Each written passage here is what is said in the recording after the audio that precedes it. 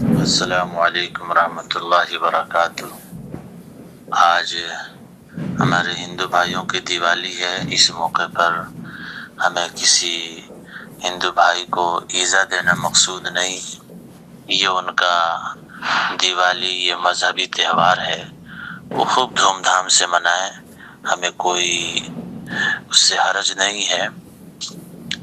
لیکن چونکہ ہم مسلمان ہیں اور مسلمانوں کے اعمال اور ان کے اخلاق اور ان کی سیرت جو ہمارے آقا سرکار دو عالم صلی اللہ علیہ وسلم نے بتایا ہے، اس کے مطابق ہمیں چلنا ہے۔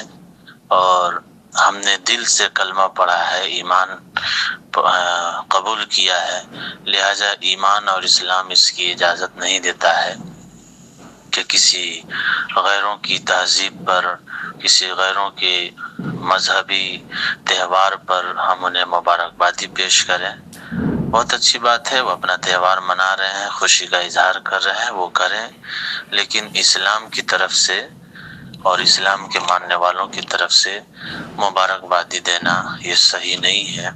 گویا کہ اگر ہم مبارکبادی دے رہے ہیں تو اس کا مطلب یہ ہوا کہ ہم ان کے اس اعمال سے خوش ہیں، لہذا ہمارا ایمان بھی جانے کا خطرہ ہے۔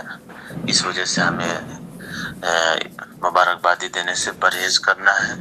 باقی رہا ہمارے پڑوس میں ہمارے ہندو بھائی رہتے ہیں تو ان کے ساتھ اچھا ویوہار کرنا، ان سے اخلاق سے پیش آنا، یہ اسلام سکھاتا ہے۔ دوسری بات یہ کہ اس موقع پر ہمارے ہندو بھائی مٹھائی بھی پیش کرتے ہیں تو لینے میں کوئی حرج نہیں ہے، شرط یہ ہے کہ وہ چڑھاوے کی نہ ہو یا اس کے اندر کوئی گندگی کی ملاوٹ نہ ہو، تو قبول کرنے میں کوئی حرج نہیں ہے۔ ہاں البتہ اگر یہ یقین ہے کہ اس پر چڑھاوا کی گئی ہے تو پھر ایسی صورت میں پرہیز کرنا چاہیے۔ قیامت کے دن اسی کے ساتھ اٹھایا جائے گا۔ اللہ کے رسول صلی اللہ علیہ وسلم نے ارشاد فرمایا، من تشبہ بقوم آخر فہو منہم، جو کسی قوم کی مشابہت اختیار کرتا ہے قیامت کے دن اسی کے ساتھ اٹھایا جائے گا۔ مسلمان ہونے کی حیثیت سے ہمارے لیے شرک سے بیزاری اور لا تعلقی کا اظہار ضروری ہے۔ اس سلسلے میں کسی کی رضا یا ناراضگی کی پرواہ نہیں کرنی چاہیے۔